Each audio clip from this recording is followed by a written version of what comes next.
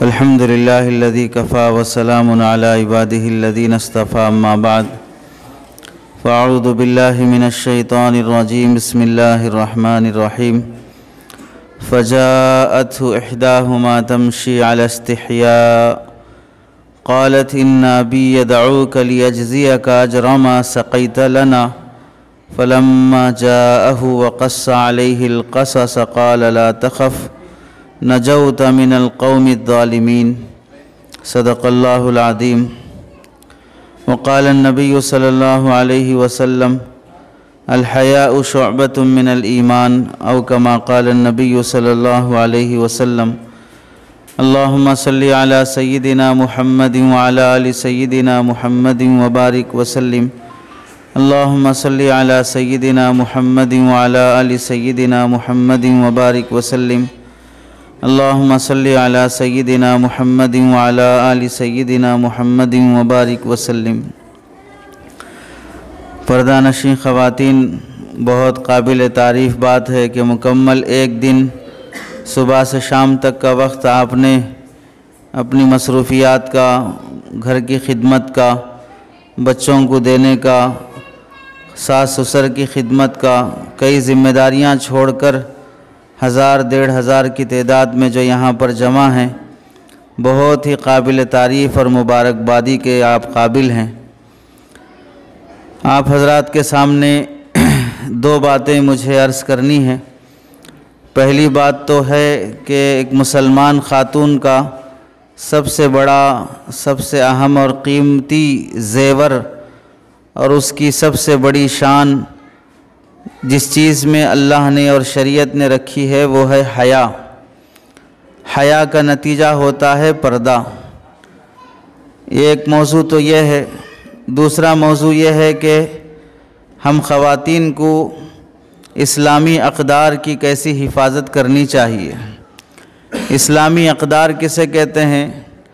اقدار بظاہر ایک نیا لفظ ہے، اصل اس کا مطلب ہے کہ ایک مسلمان کو کیسے رہنا چاہیے، مسلمان کے اندر سخاوت کیسی ہونی چاہیے، سچائی کیسی ہونی چاہیے، ایک دوسرے کی خدمت کا جذبہ کیسے ہونے چاہیے، جھوٹ اور دھوکے سے کیسے بچنا چاہیے۔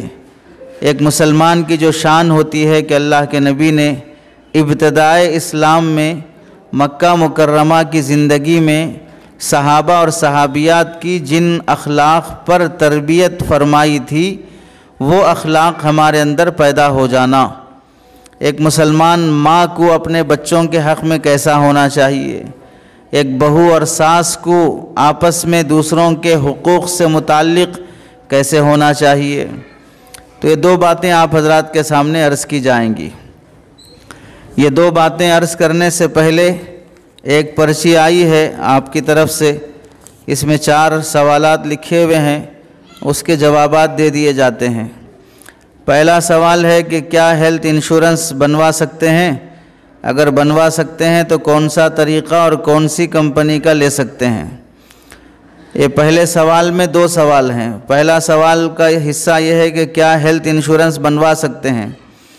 ہیلتھ انشورنس کے سلسلے میں یہ بات یاد رکھیں، اگر آپ ایسے کمزور اور مالی لحاظ سے اتنے پاور میں نہیں ہیں کہ بڑی بیماریوں کے علاج کو افورڈ کر سکیں اور اس کا علاج گورنمنٹ ہاسپٹل سے بھی آپ کا مشکل ہو اور آپ کے پاس اتنی جائیداد بھی نہ ہو کہ وہ بیچ کر آپ اپنا علاج کرا سکیں، تو ایسے موقع پر ہمارے ملک ہندوستان کے 2 بڑے بڑے فقہی ریسرچ کرنے والے ادارے ہیں۔ ایک کا نام ہے فقہ اکیڈمی، دوسرے کا نام ہے ادارۃ المباحث الفقہیہ۔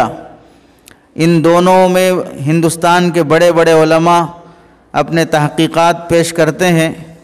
2023 میں بنگلور میں ادارۃ المباحث الفقہیہ کا سیمینار ہوا تھا۔ اسی عنوان پر یہ عنوان بھی اس میں شامل تھا کہ کیا ہندوستان کے مسلمانوں کو ہیلتھ انشورنس لینا درست ہے کہ نہیں ہے۔ تو اس میں جو باتیں سامنے آئی تھیں، ایک بات یہ تھی کہ اگر مسلمان ایسے علاقے کے ہوں جہاں پر سیلاب، طوفان، ہلاکت، زلزلے زیادہ آتے ہوں، جیسے بہار کا علاقہ مشہور ہے سیلاب کے سلسلے میں، تو ایسے علاقے کے لوگوں کو ہیلتھ انشورنس کروانے کی اجازت ہے۔ آپ ایسی کمپنی میں جاب کرتے ہوں جہاں پر بیماریوں کا زیادہ اندیشہ رہتا ہے، جیسا کہ کیمیکل وغیرہ کی کمپنیوں میں زیادہ بیماریوں کا اندیشہ رہتا ہے، تو ہیلتھ انشورنس کروانے کی اجازت ہے۔ تیسرا یہ ہے کہ آدمی کے پاس اتنی مالی استطاعت نہیں ہے کہ بڑی بیماریوں کا وہ اپنے پاس موجود سرمائے کو بیچ کر، زمین جائیداد سونا کچھ بھی ایسا نہیں ہے کہ اسے بیچ کر بھی علاج کرا سکے، تو پھر اس صورت میں اس کے لیے بھی ہیلتھ انشورنس لینے کی اجازت ہے۔ یہ تجویز اور یہ اجازت ہندوستان کے بڑے علماء دارالعلوم دیوبند کے بھی اس میں شامل ہیں، اور فقہ اکیڈمی جس کے فی الوقت ذمہ دار حضرت مولانا خالد سیف اللہ رحمانی صاحب اور حضرت مولانا سنبھلی صاحب، عبید اللہ اسادی صاحب، ان حضرات نے بھی اجازت دی ہے۔ باقی دارالعلوم دیوبند کا فتویٰ ابھی بھی یہی ہے کہ ہیلتھ انشورنس کروانے کی اجازت نہیں ہے۔ اب جو آپ میں سے بہتر سمجھتے ہیں کہ ہم کوشش کر لیں گے کہ اپنی مالی حیثیت سے گورنمنٹ ہاسپٹل میں علاج کرا لیں گے، جو کچھ بھی ہمارے پاس ہے وہ بیچ کر ہم اپنا علاج کرا لیں گے، وہ زیادہ بہتر بات ہے۔ اور اگر گنجائش نہیں ہے تو یہ صرف آپ اس سوال کا جواب سن کر ہیلتھ انشورنس نہیں کروا سکتے، آپ اپنی ذاتی مجبوری کیا ہے پھر علیحدہ کسی مفتی صاحب کے ساتھ بیٹھ کر اپنے محرم کے ساتھ کہ ہمارے گھر کا مسئلہ یہ ہے، ہماری مالی حیثیت ایسی کمزور ہے، اس لیے ہم بہتر سمجھتے ہیں کہ ہیلتھ انشورنس کروا لیں، تو ان مفتی صاحب سے اپنا پورا اسکیننگ اور چیک اپ کروا کر پھر وہاں سے انفرادی معاملے کی اجازت لے کر ہیلتھ انشورنس بنوا سکتے ہیں۔ رہی بات یہ کہ اگر ہیلتھ انشورنس بنوانا ہے تو کون سا طریقہ اور کون سی کمپنی کا؟ کمپنی کا پرچار تو کرنا ہمیں نہیں آتا ہے کہ کس کمپنی سے کروانا چاہیے، باقی بہتر طریقہ یہ ہے کہ حیدرآباد میں ایک ٹرسٹ چلتا ہے مجتبہ ٹرسٹ کے نام سے، ان لوگوں کا معمول یہ ہے کہ وہ لوگ 1200 میں ہیلتھ کارڈ بنوا کر دیتے ہیں، اور 30% سے لے کر 40% تک وہ اس میں 17 بڑے بڑے ہاسپٹلز میں وہ کنسیشن رکھتے ہیں کہ اگر آپ کو 1 لاکھ کا خرچ آیا تو 40,000 آپ کے لیے ڈسکاؤنٹ رہے گا، 60,000 آپ کو ادا کرنا پڑے گا۔ یہ متفقہ طور پر جائز ٹرسٹ ہے جس میں آپ اپنا ہیلتھ کارڈ خرید سکتے ہیں، باقی آپ کسی سے بھی ہیلتھ کارڈ بنوا لیں یا ہیلتھ انشورنس کروا لیں اپنا انفرادی طور پر کسی مفتی صاحب سے معاملہ سنا کر۔ دوسرا سوال ہے کہ کیا مہیلا منڈل لون اور گروہا لکشمی لون لے سکتے ہیں؟ جواب یہ ہے کہ مہیلا منڈل لون اور گروہا لکشمی لون دونوں سود پر مشتمل ہیں، لینا ناجائز اور حرام ہے۔ یہ خواتین میں ایک بڑی مصیبت اور بہت ہی بے شرمی والی حرکت چل رہی ہے۔ مہیلا منڈل لون جو لوگ لیتی ہیں، ایسی اس میں بدتمیزی چلتی ہے کہ نہ اپنے شوہر سے اجازت لیتی ہیں، نہ ساس سسر سے اجازت لیتی ہیں، بلکہ ان کی میٹنگیں بھی راتوں میں ہوتی ہیں، غیر مسلم خواتین اس میں زیادہ رہتی ہیں، اور یہ لون بھی جو لیا جاتا ہے صرف خواہشات پوری کرنے کے لیے لیا جاتا ہے۔ یہ لون سراسر سود اور انٹرسٹ پر مبتلا ہے، مشتمل ہے۔ جو خواتین اس میں نمائندگی کر رہی ہیں، مہیلا منڈل لون لینے کے سلسلے میں پرچار کر رہی ہیں، وہ بھی گنہگار ہیں، اور 10,000 20,000 50,000 کی خاطر جو اس طرح کے لون لیتی ہیں وہ بھی انٹرسٹ پے کرتی ہیں اور وہ بھی گنہگار ہیں۔ اور ایک دوسری بڑی مصیبت اس میں یہ ہے کہ مہیلا منڈل لون لینے والی خواتین میں بعض بے حیا بھی بن جاتی ہیں، بعض مرتبہ ان تمام گروپ پر اصول کرنے والا جو لیڈر ہوتا ہے وہ غیر مسلم مرد ہوتا ہے۔ ایسے واقعات بھی سامنے آئے ہیں جہاں پر مسلمان خواتین، شوہر باہر کویت میں رہتا ہے، سعودیہ میں رہتا ہے، اور یہاں یہ اکیلی بچوں کے ساتھ رہتی ہے اور یہ مہیلا منڈل لون لے کر ماہانہ اسے پے نہیں کر سکی، اس کے بعد اپنے عزت کا بھی سودا کرنا پڑا ہے۔ ایسے خطرناک واقعات بھی پیش آئے ہیں، اس لیے یہ لون لینے کی ہرگز اجازت نہیں ہے۔ اور ویسے بھی عورتوں کو اگرچہ کہ مہیلا کے نام سے یہ لون ہے، عورتوں کی خاطر یہ لون ہے، سوال یہ ہے کہ کس عورت کو اس لون کی ضرورت پڑتی ہے؟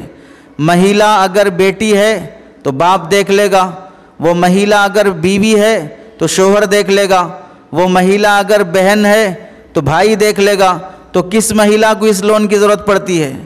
بیوہ ہے تو بیوگان کی کفالت کے لیے بھی مسلمان تنظیمیں ہیں، بیوگان کی کفالت کے لیے بھی مسلمان تحریکیں اور امداد کے راستے ہیں، اور خالی رہنے کے بجائے اپنا گھروں میں کام کر سکتے ہیں، چھوٹی موٹی دکان اپنے گھر پہ لگا سکتے ہیں، سلائی کی مشین سے اپنی کمائی کر سکتے ہیں۔ لیکن جب حرام کا لون اپنی زندگی میں آ جائے گا تو ایک تو بے برکتی ہی بے برکتی رہے گی، دوسرا اس کی وجہ سے بے حیائی کے دروازے بھی شروع ہو جائیں گے۔ نہ مہیلا منڈل لون کی اجازت ہے، نہ گروہ لکشمی لون کی اجازت ہے۔ تیسرا سوال ہے، گھر میں گیس والا، کرنٹ والا، دودھ والا، ترکاری والا آتے ہیں تو ان سے ہم کس طرح بات کریں؟ اللہ کے نبی علیہ السلام کے گھر پر صحابہ اکرام تشریف لاتے تھے تو اللہ تعالیٰ نے قرآن مجید میں صحابہ اکرام کو تعلیم دی، اذا سألتموہن فاسألوا من وراء حجاب، اگر تم اپنے نبی کی بیویوں کے گھر جاؤ اور وہاں کچھ بات پوچھنا یا معلوم کرنا ہو تو پردے کی آڑ میں رہ کے بات چیت کرو۔ اور اللہ کے نبی علیہ السلام کی بیویوں کو حکم دیا گیا کہ یا نساء النبی لستن کاحد من النساء، نبی کی بیویوں تم عام بیویوں کی طرح نہیں ہو، اگر تم سے کوئی بات کرنے کے لیے آئے، کوئی سوال کرنے کے لیے آئے، فلا تخضعن بالقول، اس سے بات چیت کرتے ہوئے نرم لہجہ اختیار نہ کرو، ہنسی مذاق نہ کرو، بے تکلف نہ ہو جاؤ، فیطمعن فی قلبی، تو پھر کیا ہوگا اس سے؟ تمہارے متعلق ان کے دل میں لالچ اور امید پیدا ہو جائے گی۔ یہ کس کے بارے میں فرما رہے ہیں؟ اللہ تعالیٰ صحابیات ازواج مطہرات کے لیے فرما رہے ہیں کہ صحابہ میں سے یا آنے والے مردوں میں سے کسی سے آپ تھوڑا نرم لہجے میں بات کریں گے تو ان کے دل میں آپ کے بارے میں امید پیدا ہو جائے گی۔ اگر ہم آج کی زبان میں کہا جائے، آپ جتنی خواتین سن رہی ہیں، آپ کے گھر آنے والے گیس والے کو، کرنٹ والے کو، دودھ والے کو، ترکاری والے کو تھوڑا مسکرا کر بات کریں گے، ہنسی سے بات کریں گے تو وہ آپ کے بارے میں ڈورے ڈالنے کی کوشش کرے گا، بار بار گھر آنے کی کوشش کرے گا، آپ کا نمبر لے گا، کچھ ڈسکاؤنٹ کر دے گا۔ گیس کے 910 روپے بنتے ہیں، 925 روپے پوچھ رہا ہے، 950 پوچھ رہا ہے، 1110 روپے بنتے ہیں، 1150 پوچھ رہا ہے۔ ہنس کے مسکرا کے بات کریں گے، وہ اوپر کے پیسے چھوڑ کے جائے گا عزت لوٹنے کی خاطر، بعد میں کسی اور بہانے سے تعلق قائم کرنے کی خاطر۔ چلو اس حد تک بھی نہ جائیں اور وہ موقع نہ آئیں، اللہ کرے، لیکن جتنی دیر کھڑے ہو کر وہ آپ سے بدنگاہی کرتے رہے گا، آپ کے بارے میں برا سوچتے رہے گا، اتنا تو گناہ بہر صورت ہوا، اس کی تو گنجائش نہیں رہی۔ اس واسطے چاہے دودھ والا ہو، کرنٹ والا ہو، کوئی بھی شخص ہو، سب سے پردے کی آڑ میں ہی بات کیا جائے گا، کسی کے سامنے چہرہ کھول کر سامنے آنے کی ہرگز اجازت نہیں رہے گی۔ اس سلسلے میں آپ کو درمیان میں جو عنوان ہے اس میں یہ بات آئے گی، وہ ابھی سنا دیتے ہیں۔ تاریخ مشاہیر میں لکھا ہے، اللہ کے نبی علیہ السلام اپنے گھر میں تشریف فرما ہیں، ایک جانب حضرت ام سلمہ رضی اللہ تعالیٰ عنہ تشریف فرما ہے، دوسری جانب کوئی اور خاتون بیٹھی ہیں، یعنی اللہ کے نبی علیہ السلام کی دوسری زوجہ بیٹھی ہیں، دو بیویوں کے بیچ میں اللہ کے نبی علیہ السلام بیٹھے ہیں۔ اتنے میں حضرت عبداللہ ابن ام مکتوم رضی اللہ تعالیٰ عنہ مدینہ منورہ کے نابینا صحابی جنہیں نظر نہیں آتا، انہوں نے تو اللہ کے نبی کو بھی نہیں دیکھا، کوئی اور چیز کیا دیکھتے؟ انہوں نے تو کعبۃ اللہ بھی نہیں دیکھا، چونکہ اللہ نے انہیں آنکھیں ہی نہیں دی تھی۔ اب وہ صحابی آ رہے ہیں جن کی آنکھیں ہی نہیں ہیں، اور پھر وہ تقوی طہارت کے لحاظ سے کس درجے پر ہیں، کتنا متقی انسان ہے۔ اللہ کے نبی علیہ السلام جب مدینہ منورہ سے کسی غزوے میں تشریف لے جاتے، جہاد میں جاتے، تو اپنی مسجد میں نائب امام بنا کر جاتے، تو ان صحابی کو اللہ کے نبی نے اپنی زندگی میں 10 مرتبہ نائب امام بنایا، اپنی مسجد نبوی کا 10 مرتبہ نائب امام بنایا کہ نبی کی غیر موجودگی میں یہ صحابی مصلی رسول پر کھڑے ہو کر صحابہ اکرام کی امامت کریں۔ تو اب ایسا شخص جو رسول کے مصلی پہ کھڑے ہو کر امامت کرنے کے قابل ہو اور فطری طبعی لحاظ سے وہ نابینا بھی ہو، وہ گھر میں تشریف لا رہے ہیں، تو اللہ کے نبی علیہ السلام فرماتے ہیں اپنی دونوں زوجہ مطہرات سے کہ آپ دونوں پردے میں چلی جاؤ۔ تو ان میں سے ایک صحابیہ، ایک زوجہ یہ فرماتی ہیں کہ آنے والے صحابی تو نابینا ہیں، وہ ہمیں دیکھ نہیں سکتے، تو پردے کی کوئی خاص ضرورت اور مصلحت نہیں ہے۔ تو اللہ کے نبی علیہ السلام نے فرمایا آنے والے تو نابینا ہیں، یعنی ہماری زبان میں آنے والے تو اندھے ہیں، لیکن تم دونوں جو یہاں بیٹھی ہو تم تو اندھے نہیں ہو، تم تو دیکھ سکتے ہو۔ اس کا مطلب یہ ہوا کہ مرد ہی نظر جھکانا، نگاہ جھکانا نہیں ہے، عورت کے ذمے بھی ہے کہ وہ آنے والے مرد سے اپنے آپ کو پردہ کرے اور خود بھی اسے نہ دیکھے۔ وہ نابینا ہے، وہ تو دیکھ ہی نہیں سکتے، لیکن ان کو فرما رہے ہیں کہ تمہیں بھی انہیں دیکھنے کی اجازت نہیں ہے، اس نابینا کو تمہیں دیکھنے کی بھی اجازت نہیں ہے۔ تو ایسے ہی اب آپ سمجھ لیں اس آنے والے دودھ والے ترکاری والے کو تو اجازت نہیں ہے کہ وہ آپ کو دیکھیں، لیکن آپ کو بھی اجازت نہیں ہے کہ آپ اسے دیکھیں۔ اس لیے دودھ لینا ہو، ترکاری لینا ہو، گھر میں کوئی ایسی بٹی رکھ دیں، کوئی ایسا برتن رکھ دیں جہاں پر وہ آئے اپنا دودھ اور ترکاری چھوڑ کے جائے، بعد میں آپ وہاں سے وصول کر لیں۔ یا 7-8 سال کی عمر کا بچہ یا بچی ہے، اس کو آگے کر کے اس کے ذریعے سے لیں۔ یا گھر میں کوئی مرد پڑا سو رہا ہے، اس کی ٹانگ پکڑ کر، کان پکڑ کر اٹھائیں اور اسے باہر بھیجائیں اور یہ کہیں کہ یہ وقت پردے کا ہے، اور جو باہر والا آیا ہے اس سے آپ معاملہ نمٹیں، گھر کی خواتین کو دہلیز کے باہر نہ کریں۔ اور ایک بات یہاں ضمناً یہ بھی سن لیں، آج کل ویڈیوز میں ایسے اسٹوریز بھی عام ہو رہے ہیں، گھر میں گیس سلنڈر والا آیا اور گیس سلنڈر رکھا اور اس گھر والی کے پاس پیسہ نہیں ہے۔ یہ واقعات صحیح ہیں، غلط ہیں، یا لوگوں کو گمراہ کرنے کے لیے، ویورز بڑھانے کے لیے، یا ارننگ کی خاطر پیسہ کمانے کے لیے اپلوڈ کیے جا رہے ہیں، اس کا بیک گراؤنڈ ہمیں نہیں معلوم، لیکن جو ویڈیوز عام ہو رہے ہیں اس میں دکھایا جا رہا ہے کہ وہ گیس والا، مونا کو آرام کرا دیں، وہ گیس والا، وہ ترکاری والا، وہ سلنڈر کے بدلے میں اس گھر والی سے تعلق قائم کر رہا ہے، اس سلنڈر کے بدلے میں وہ پیسہ نہیں دے سک رہی ہے تو گھر والی سے تعلق قائم کر رہا ہے، وہ پورا کیمرے میں کیچ کر کے اسے اپلوڈ کیا جا رہا ہے۔ اب اس سے دیکھ لیں کتنی بے حیائی بڑھتی ہے، اس سے کتنا سماج بگڑتا ہے۔ تو ہم اپنی مسلمان بہنوں کے بارے میں تو نعوذ باللہ یہ سوچ نہیں سکتے کہ مسلمان گھر کی خاتون کے ساتھ بھی کبھی ایسا ہوگا یا ہوا ہوگا، لیکن بے حیائی سامنے والے میں کتنی ہے، وہ کتنا غلط سوچتا ہے، ہم نہیں بول سکتے ہیں۔ اس واسطے ان سے بھی پردے کا اہتمام کرنا چاہیے۔ چوتھا سوال ہے دکان پر گئے تو اور دکاندار سے کس طرح بات کریں؟ دکان پر اپنے قریبی دکاندار سے پہلی بات تو یہ ہے کہ قرضے کا معاملہ نہ رکھیں۔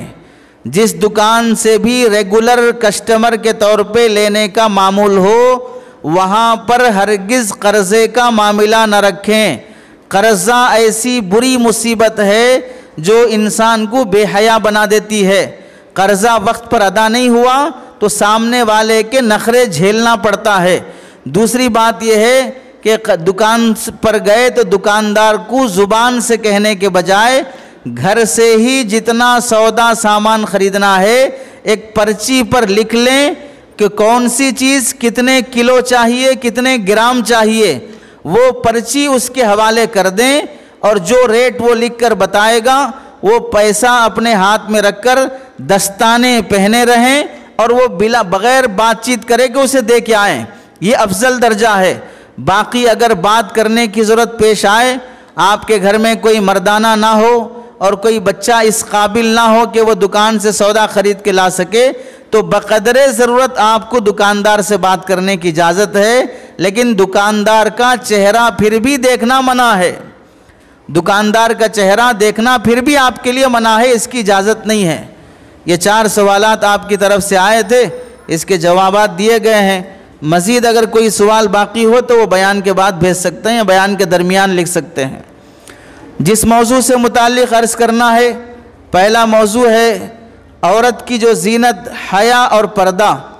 اس متعلق قرآن مجید کی آیت پڑھی گئی، فَجَاءَتْهُ إِحْدَاهُمَا تَمْشِي عَلَى اسْتِحْيَاءٍ، سورہ قصص آیت نمبر 25۔ اس میں اللہ تعالیٰ حضرت شعیب علیہ السلام جو اپنے وقت کے بڑے جلیل القدر نبی گزرے ہیں، ان کی 2 بیٹیوں کا قصہ اللہ یہاں پر ذکر فرما رہے ہیں۔ ایک بیٹی حضرت شعیب علیہ السلام کی حضرت موسیٰ علیہ السلام کو بلانے کے لیے آئی۔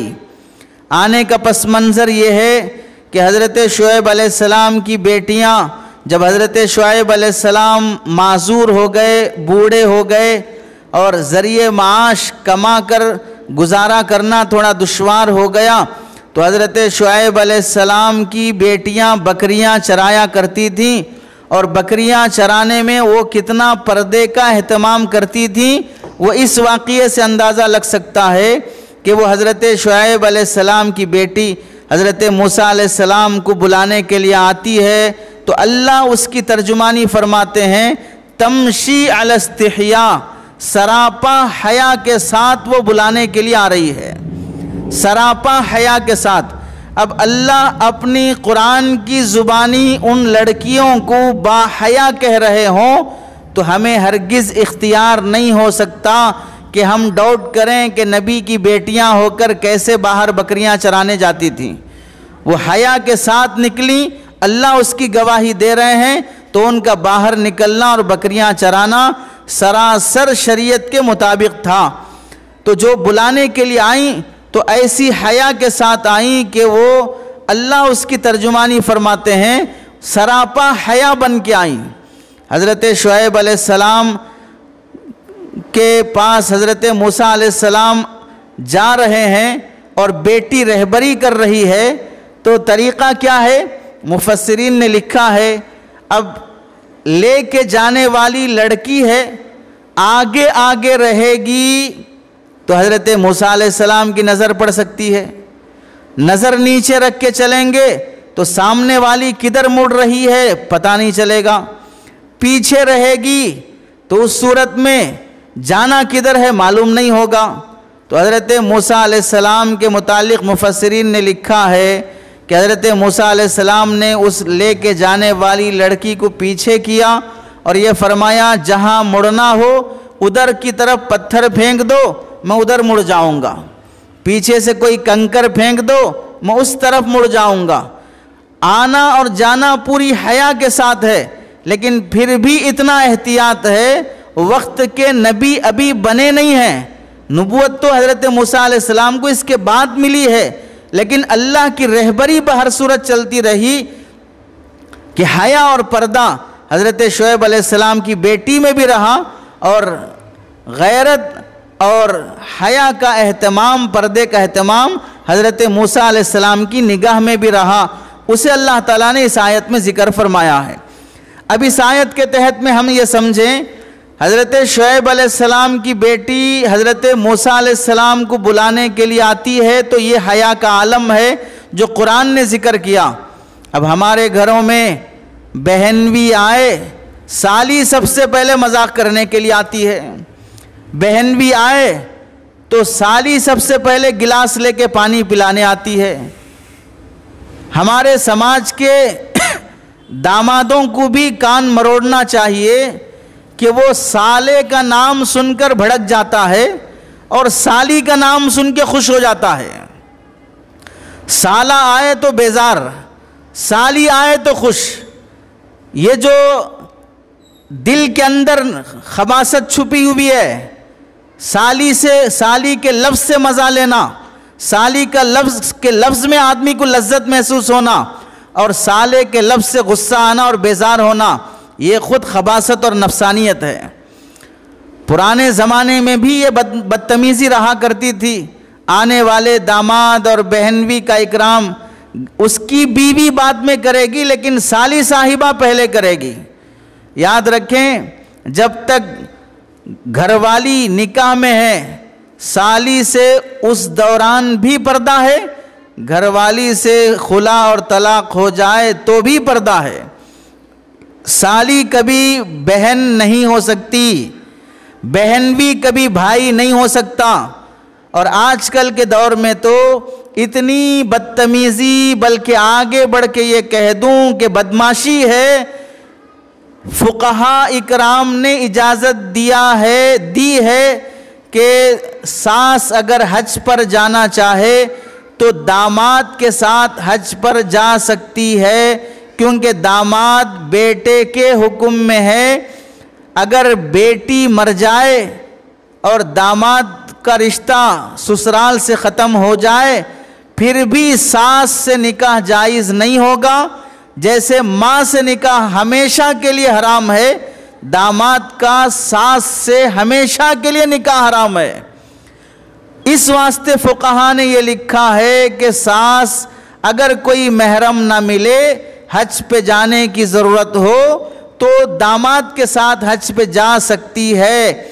لیکن آج کے زمانے میں جوان داماد کے ساتھ ساس بھی اگر جوان یا ادھیڑ عمر کی ہو، زیادہ بوڑھی نہ ہو، تو پھر ایسے ساس اور داماد کو بھی جائز نہیں ہے کہ وہ حج کا سفر کریں۔ حج کا سفر تو مقدس سفر ہے، حج کا سفر تو مبارک سفر ہے، وہ سفر بھی کرنے کی اجازت نہیں ہے۔ اب اگر کوئی ساس داماد کے ساتھ بائک پہ بیٹھ کے یہاں سے وہاں جا رہی ہے، اپنی بیٹی یعنی سالی کو داماد کے حوالے کر رہے ہیں، تھوڑا اس کے گھر پہ چھوڑ دو، کالج تک چھوڑ دو، ہاسپٹل لے کے جاؤ، جتنی دیر داماد کے پیچھے یہ سالی صاحبہ بیٹھی رہے گی یا ساس بیٹھی رہے گی، داماد کا دماغ ہرگز ٹھکانے نہیں رہتا، اس کا دماغ خراب ہو جائے گا، اس کے خیالات بگڑ جائیں گے، اس کی سوچ اور نیت بگڑ جائے گی۔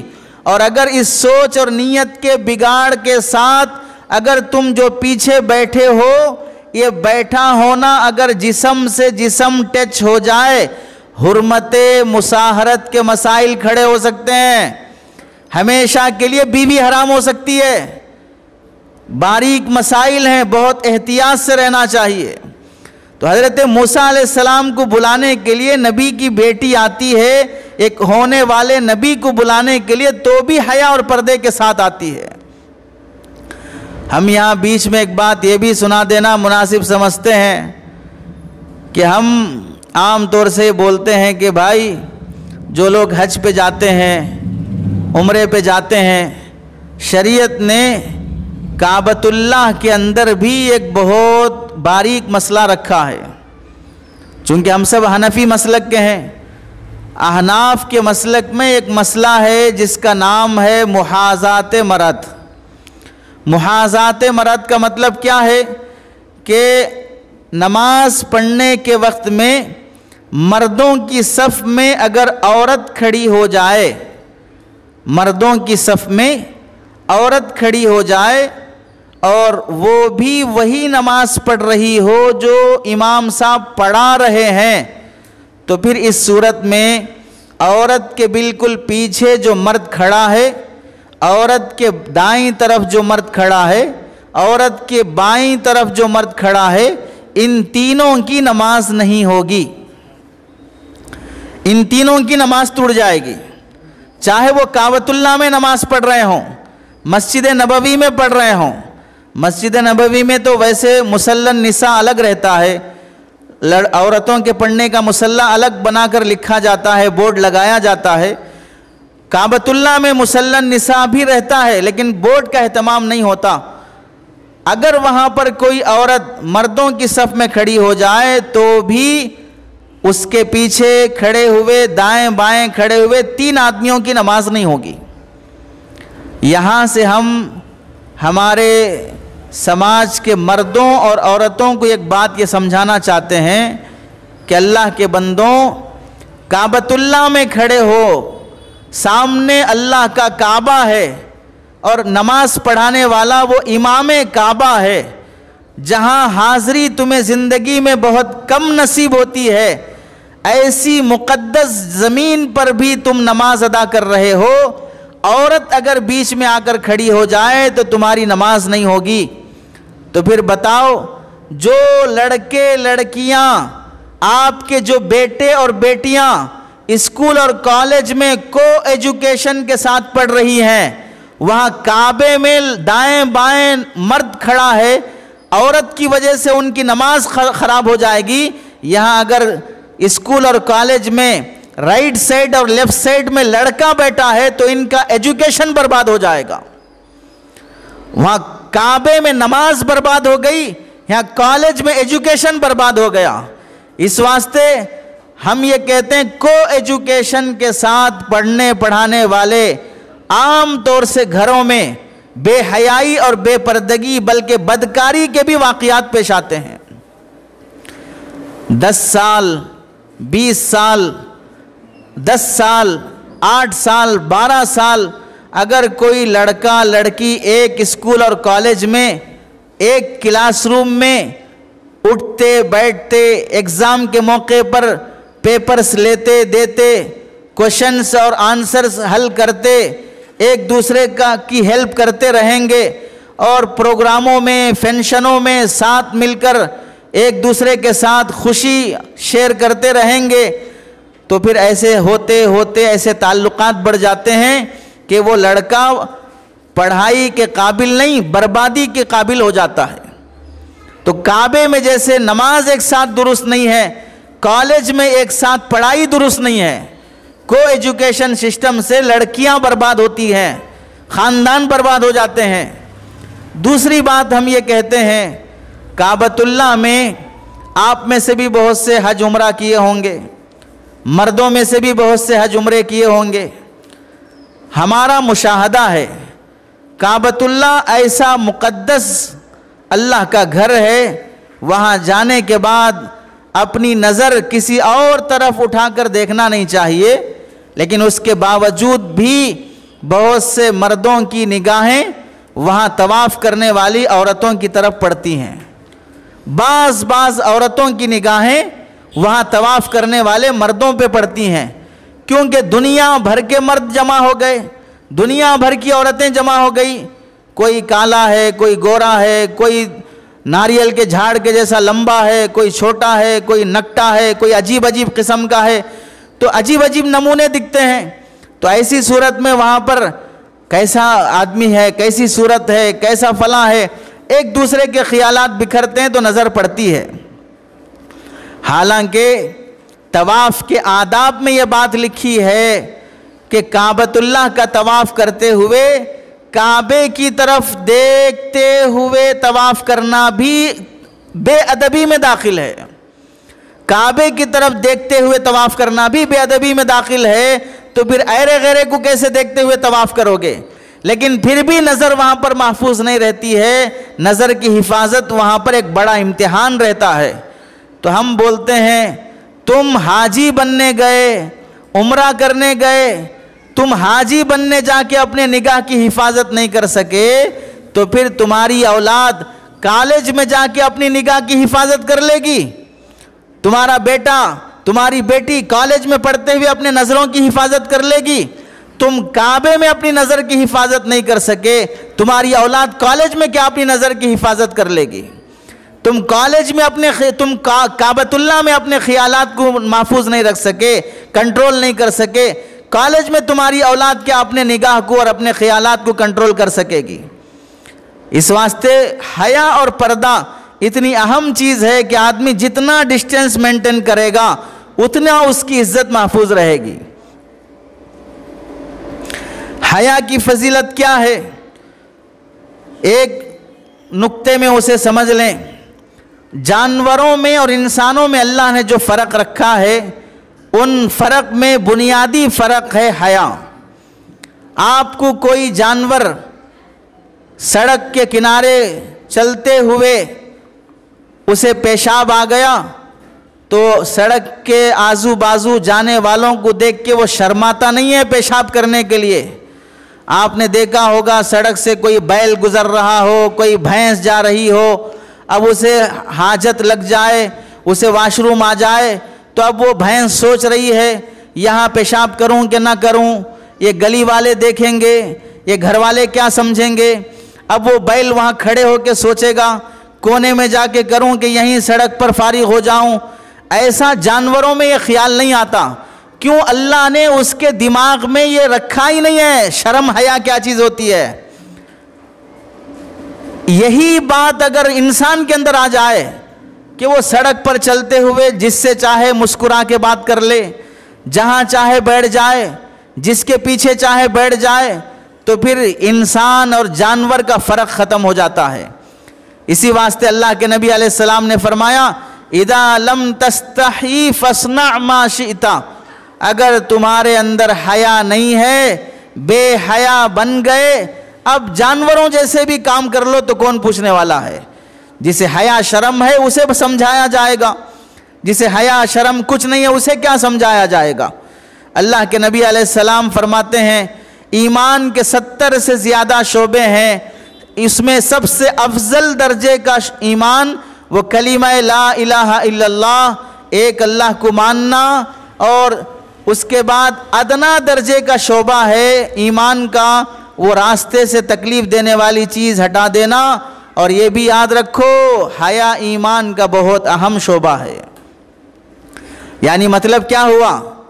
ایمان اور حیا دونوں جنت کی شاخیں ہیں، ایمان بھی جنت سے نکلا، حیا بھی جنت سے نکلی، اس کا درخت جنت میں ہے، اس کی ڈالیاں زمین پر ہیں، جس نے ایمان کی ڈالی کو پکڑا اس نے گویا کہ حیا کی ڈالی کو بھی پکڑا، اب یہ ڈالی اسے جنت میں پہنچا دے گی، اور جس نے بے حیائی کی ڈالی کو پکڑا وہ بے حیائی کی ڈالی اسے جہنم میں پہنچا دے گی۔ دوسری حدیث میں اللہ کے نبی علیہ السلام فرماتے ہیں 4 چیزیں ایسی بڑی نعمت ہیں اور عبادت ہیں جو اللہ تعالیٰ نے تمام نبیوں کو دیا ہے، آدم علیہ السلام سے لے کر محمد الرسول اللہ تک جتنے نبی گزرے ہیں ان کے اندر 4 باتیں بہت زیادہ پائی جاتی تھیں۔ نمبر 1، ہر نبی کے اندر حیا پائی جاتی تھی، کوئی نبی نعوذ باللہ بے حیا بے شرم نہیں گزرا ہے، ہر نبی کے اندر حیا سراپا حیا رکھی گئی تھی۔ ہمارے نبی علیہ السلام کے حیا کے متعلق آتا ہے کہ پہلی رات کی دلہن جس طرح شرمیلی ہوتی ہے، اللہ کے نبی علیہ السلام پوری زندگی ویسے شرم اور حیا کے ساتھ زندگی گزارے ہیں۔ یہ حیا تمام نبیوں کی سنت ہے۔ دوسرا خوشبو لگانا، تیسرا مسواک کرنا، چوتھا نکاح کرنا، یہ 4 عادتیں اللہ نے تمام نبیوں کو دی ہیں۔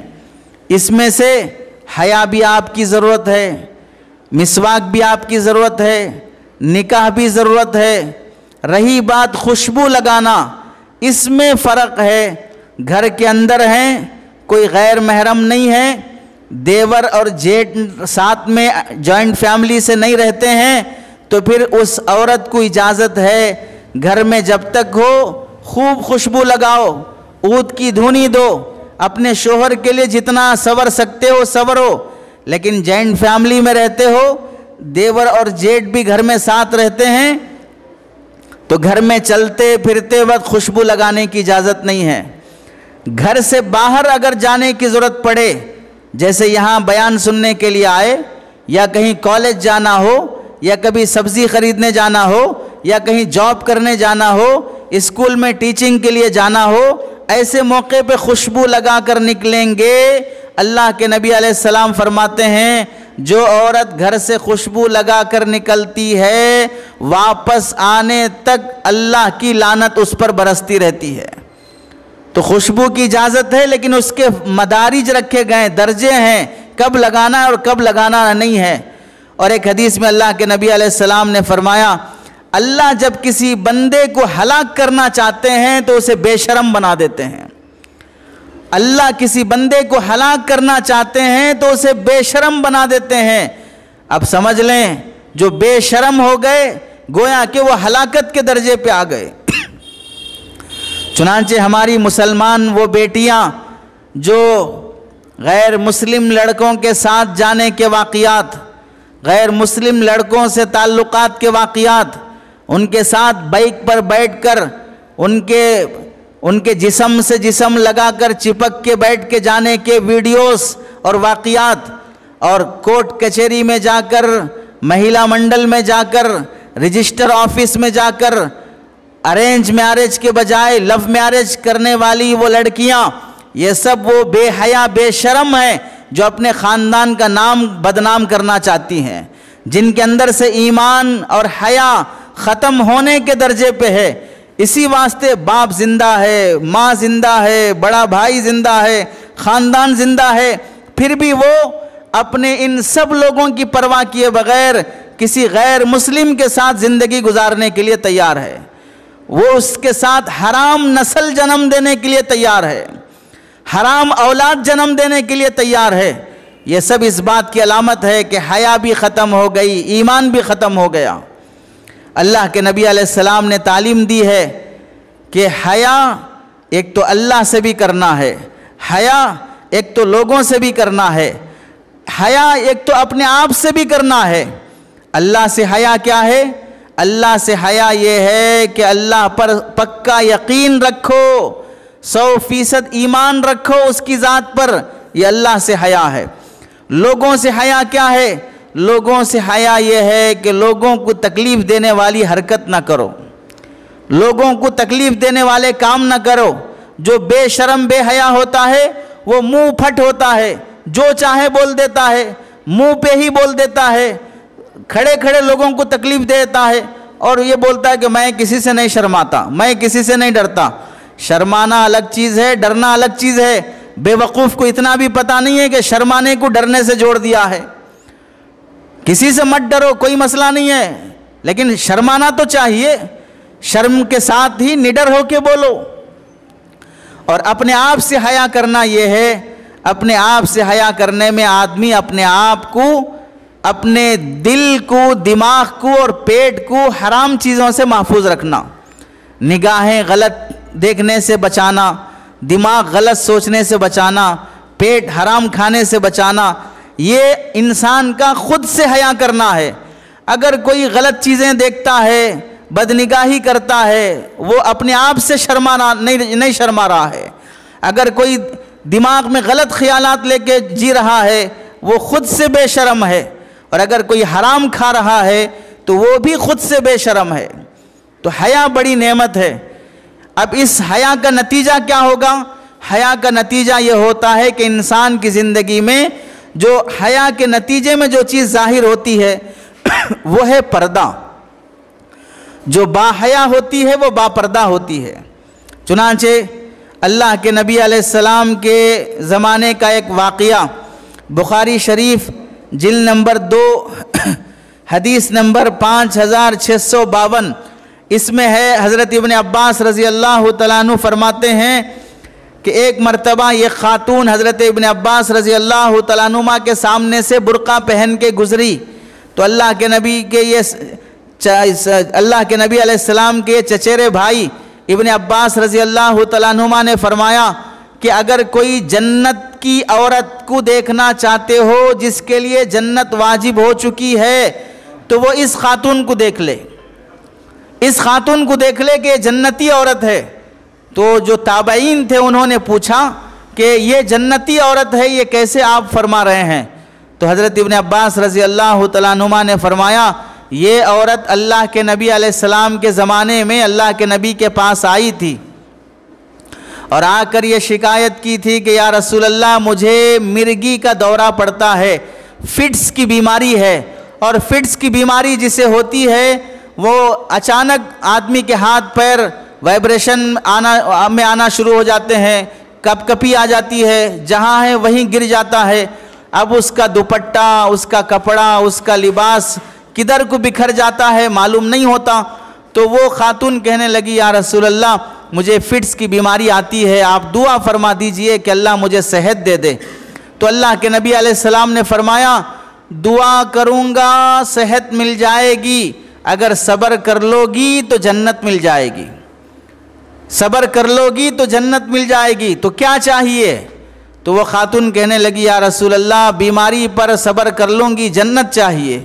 تو اللہ کے نبی علیہ السلام نے دعا فرمائی، تو ظاہر سی بات ہے نبی نے جنت کی دعا فرمائی تو جنت ملے گی ہی۔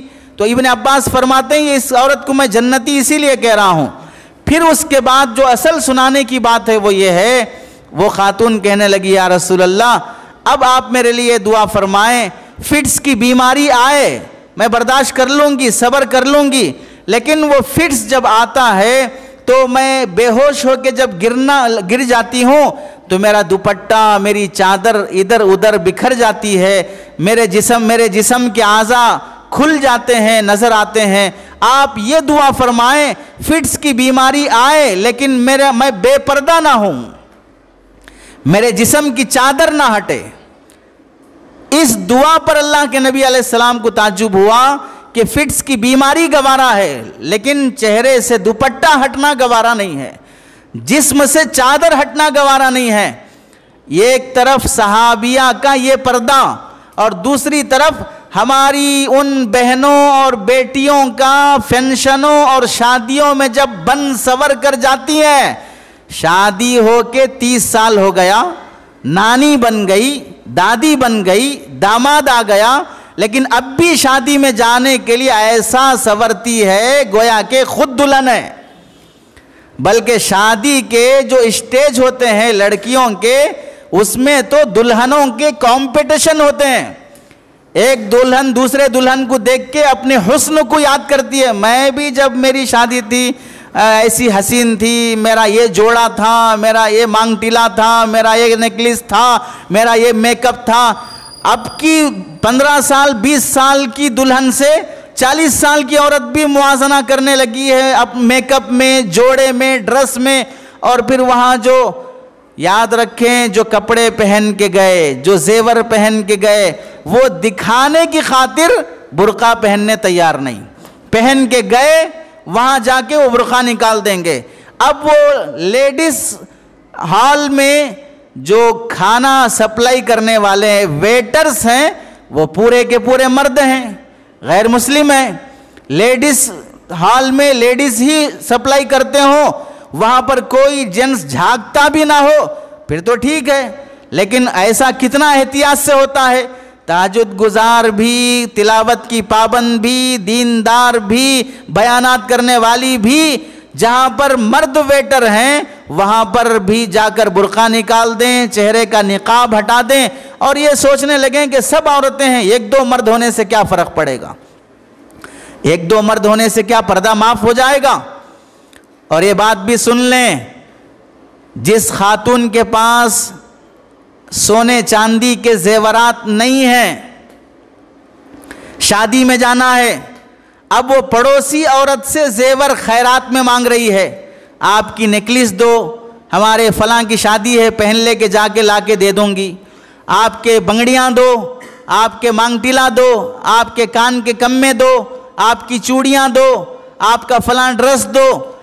چاہے وہ بہن سے مانگ کے لے جائے، چاہے وہ بھاوت سے مانگ کے لے جائے، اگر وہ لے جانے کے بعد وہ پہن کر اس کی نیت ہی یہ ہے کہ وہاں آنے والی عورتوں کو دکھانا ہے، کہ میں بھی ایک اچھا ڈریس پہن کے آئی ہوں، میں بھی زیور پہن کے آئی ہوں۔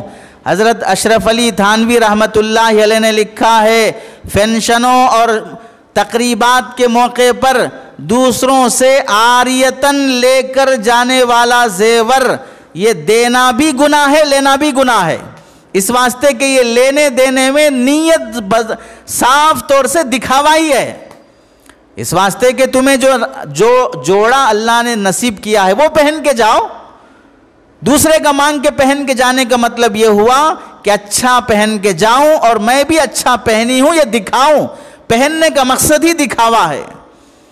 اور تو اور حضرت مفتی رشید احمد صاحب لدھیانوی رحمۃ اللہ علیہ نے اپنی کتاب احسن الفتاوی میں لکھا ہے، عورت کے پردے کا اتنا حکم ہے کہ عورت اپنے سر سے جو کنگھی کرنے کے بعد جو بال نکلتے ہیں، سر سے لٹکے ہوئے نہیں، کنگھی کرنے کے بعد کنگھی کو لگ کر جو بال آ جاتے ہیں، ان بالوں کا بھی پردہ عورت پر واجب ہے کہ وہ ایسی جگہ پر نہ رکھے جہاں پر دیور کی نگاہ پڑے، ایسی جگہ پر نہ رکھے جہاں پر جیٹ کی نگاہ پڑے۔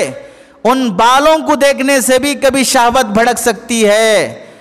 کیا نہیں معلوم آپ لوگوں نے نہیں پڑھا، اگر عورت نماز پڑھنے کے لیے کھڑی ہو، اس کی نماز کی حالت میں جو ستر اعضاء ہیں، جسم کو جو چھپانا ہے، اس میں اگر چوٹی کے لٹکتے ہوئے بال دوپٹے کے باہر آ جائیں اور 4 انگل سے زائد وہ کھلے رہ جائیں، 3 بار سبحان اللہ کہنے کے بقدر چوٹی کے لٹکے ہوئے بال باہر رہیں تو اس کی نماز فاسد ہو جائے گی۔ کیوں شریعت کہہ رہی ہے؟ چوٹی کے لٹکے ہوئے بالوں میں کون سی ایسی شہوت ہے؟ لیکن ان بالوں کا بھی پردہ ہے۔ اب تو اللہ کے سامنے کھڑے ہو کر جب شریعت یہ کہتی ہے کہ چوٹی کے لٹکے ہوئے بال بھی دوپٹے کے اندر رکھو، باہر نہ لٹکاؤ، تو ہم تو برقع پہننے کے بعد بھی بعض عورتیں اپنی چوٹی برقعے کے باہر رکھتی ہیں تاکہ میرے لمبے لمبے بال دکھیں، میری تعریف ہو، فلاں اجتماع میں جا رہی ہیں، فلاں خواتین کے پروگرام میں شریک ہو رہی ہیں، میرے لمبے بالوں کی تعریف ہو، تو اس واسطے چوٹی عمدن برقعے کے باہر ڈالتی ہیں۔ نقاب کے باہر، نقاب چھوٹا ہے یا حجاب چھوٹا ہے، مخنا چھوٹا ہے اور وہ باہر نکل کے چوٹی نظر آ رہی ہے، تو یہ بھی بے حیائی میں شامل ہے۔ اصلاح الرسوم حضرت اشرف علی تھانوی رحمۃ اللہ علیہ کی کتاب ہے، اس میں حضرت نے لکھا ہے عورت کے پردے کا اہتمام شریعت نے اتنا دیا ہے کہ عورت اگر اپنے کپڑے دھونے کے بعد جو کپڑے استر ہیں، استر کا مطلب جو کپڑے اوپر پہننے والے کپڑوں کے اندر پہنے جاتے ہیں، اوپر پہننے والے کپڑوں کے اندر پہنے جاتے ہیں، وہ کپڑے سوکھنے ڈالنے کی جگہ بھی حیا کی ہونا چاہیے۔ ایسی رسی پر یا ایسی جگہ پر استر کپڑے سوکھنے کے لیے ڈالنا جہاں پر جیٹ اور دیور کی نگاہ یا کسی غیر محرم کی نگاہ پڑتی ہو، یہ بھی ناجائز ہے۔ اب آپ اندازہ کر لیں، ہمارے دکانوں کا حال تو یہ ہے کہ جو کپڑے استر ہوتے ہیں، عورتوں کے اندر پہننے کے ہوتے ہیں، وہ بھی شو پیس کی طرح وہ ڈسپلے پہ لگائے جاتے ہیں، اور بیچنے والے مرد ہوتے ہیں، خریدنے والی عورت ہوتی ہے۔ بازار کے دکانوں پر لٹکنے والے کپڑے بتا دیتے ہیں کہ اس بازار کے خریدار کتنے بے شرم اور بے حیا ہیں، بازار کے کپڑے بتا دیتے ہیں کہ یہاں کے خریدار کتنے بے شرم اور بے حیا ہیں۔ شریعت نے کیا سکھایا؟ شریعت نے یہ سکھایا کہ عورت اذان دینا جائز نہیں، عورت جمعہ کا خطبہ دینا جائز نہیں، عورت اچھی قرات کے ساتھ نماز پڑھانا، امامت کرنا جائز نہیں، کیونکہ عورت کی آواز میں لچک ہوتی ہے، اس کا بھی پردہ ہے۔ اب یورپین کلچر نے سکھایا اسٹیج پر کھڑے ہو کے گانے گاؤ، اسٹیج پہ کھڑے ہو کے پرفارمنس کرو، دکھاؤ لوگوں کو کہ تمہاری آواز کتنی خوبصورت ہے۔ جس شریعت نے اذان اور جمعہ پڑھنے اور دینے سے بھی منع فرمایا، اس کے خلاف اسٹیج پر کھڑے ہو کر گانے لگ گئے۔ جس شریعت نے عورت پر میدان جہاد میں آ کر تلوار لے کے دشمن فوج سے لڑنے سے بھی منع فرمایا، اس عورت کو کرکٹ کے میدان میں، والی بال کے میدان میں، ٹینس کے میدان میں لا کر چھوٹے چھوٹے کپڑے پہنا کر نچانے لگ گیا، کھلانے لگ گیا۔ اور جس شریعت نے حج عمرے پہ جانے کے بعد صفا مروہ کی سعی کرتے ہوئے میلین الاخضرین، ہری لائٹ جہاں آتی ہے وہاں سے دوڑنے سے بھی منع فرمایا کہ وہاں مرد دوڑے گا، تیز چلے گا، تم پھر بھی آہستہ چلو۔ اتنی مقدس جگہ میں بھی تیز چلنے سے بھی منع فرمایا۔ اب تو اسکولوں میں لڑکیوں کی ریس رکھی جائے گی، ان کے مقابلے کیے جائیں گے۔ آپ اندازہ کر لیں کس کس مسئلے میں مغرب اور یورپین کلچر اسلام کے خلاف لے جا رہا ہے۔ ہماری بیٹیاں اسٹیج پر کھڑے ہو کر ناچ رہی ہوں، ہماری بیٹیاں گا رہی ہوں، ہماری بیٹیاں سیتا کا روپ دھار کر ہندو بن کر دکھا رہی ہوں، ہماری بیٹیاں ہماری ناک کٹوا رہی ہوں، غیروں کے ساتھ بھاگنے کے واقعات پیش آ رہے ہوں، ہمیں کیوں اس بات کا احساس نہیں ہوتا کہ اس کے اسباب کیا ہیں؟ آپ کو نہیں معلوم؟ آپ کے اسی ضلع کا واقعہ ہے، پرانا ہو گیا لیکن ہے تو اپنے ہی خاندان اور برادری کا ہے۔ مسلمان لڑکی، جمعرات کے دن نکاح طے ہوا، منگل کے دن وہ مسلمان لڑکی غیر کے ساتھ بھاگ جاتی ہے، کارڈ چھپ گئے، فنکشن ہال بک ہو گیا، سسرال میں منگنی، رشتہ، رسم سب کچھ ہو گیا اور سارے لوگوں کو دعوت دے دی گئی۔ اب وہ ایک دن باقی ہے نکاح کا، منگل کے دن وہ لڑکی غیر کے ساتھ بھاگتی ہے اور باپ بیچارہ پریشان، ڈھونڈتا تلاش کرتا، FIR درج کرایا، مسنگ کیس کرایا، بعد میں پتہ چلا کہ فلاں غیر مسلم لڑکے کے ساتھ فلاں مندر میں جا کر اس نے نکاح کر لیا، اور پھر پولیس اسٹیشن میں جا کر اپنی کسٹڈی کے لیے لکھوایا کہ مجھے میرے باپ سے، میرے بھائی سے ڈر لگتا ہے، ہم دونوں میچور ہو چکے ہیں، 18 سال ہو گئے ہیں، ہم دونوں اپنی رضامندی سے شادی کر رہے ہیں۔ بعد میں تحقیق کرنے پہ پتہ چلا یہ کیوں ایسا ہوا، تو باپ نے کہا 6 کلاس سے لے کر 10 کلاس تک اسکول کو جانے کی جو بس تھی، اس بس میں یہ لڑکا اور وہ غیر مسلم لڑکا، یہ لڑکی اور وہ غیر مسلم لڑکا آتے جاتے اتنی آپس میں ثناشائی اور محبت ہو گئی، شادی طے ہونے کے بعد اس غیر مسلم کے ساتھ بھاگ جاتی ہے۔ آپ تو مطمئن ہے نا کہ ہماری لڑکی بس میں بیٹھ کے اسکول جا رہی ہے، لیکن اب آپ اپنی بیٹی کو بس میں بٹھا کر بھی بے بس ہیں، اپنی بیٹی کو بس میں بٹھا کر بھی بے بس ہیں کہ وہ آپ کے قبضے میں نہیں ہے، اس کا دل آپ کے قبضے میں نہیں ہے۔ ہم نے تو یہاں تک دیکھا، حضرت مولانا عبدالحی دامت برکاتہم پروفیسر ہیں مانو کے، انہوں نے کتاب لکھی، اس میں انہوں نے یہ واقعہ لکھا، شوہر باہر کویت میں کمانے کے لیے گیا، ماہانہ پابندی کے ساتھ پیسہ بھیج رہا ہے، اور یہاں پر اس کے 4 بچے ہو گئے، چوتھا بچہ دودھ پیتا 2 مہینے کا، گھر میں کمی نہیں، اخراجات میں کمی نہیں، دیکھ بھال میں کمی نہیں، یہ دودھ پیتا 2 مہینے کا بچہ ہے، شوہر کی کمائی پر سکون سے جی رہی ہے، پھر بھی فون کے غلط استعمال کی وجہ سے، سوشل میڈیا کی وجہ سے اپنے شوہر کے علاوہ غیر مسلم لڑکے سے تعلقات ہو گئے، بچوں کو اسکول بھیجا دی، 3 بچوں کو، 2 مہینے کے بچے کو پڑوس کے گھر میں دے کر کہ میں ابھی تھوڑا کام سے باہر جا رہی ہوں، 1 گھنٹے میں واپس آ جاؤں گی، دودھ پلا کر بچے کو پڑوس کے گھر میں حوالے کر کے گئی، اور اس کے بعد اس غیر مسلم کے ساتھ ہمیشہ کے لیے چلی گئی۔ کیوں؟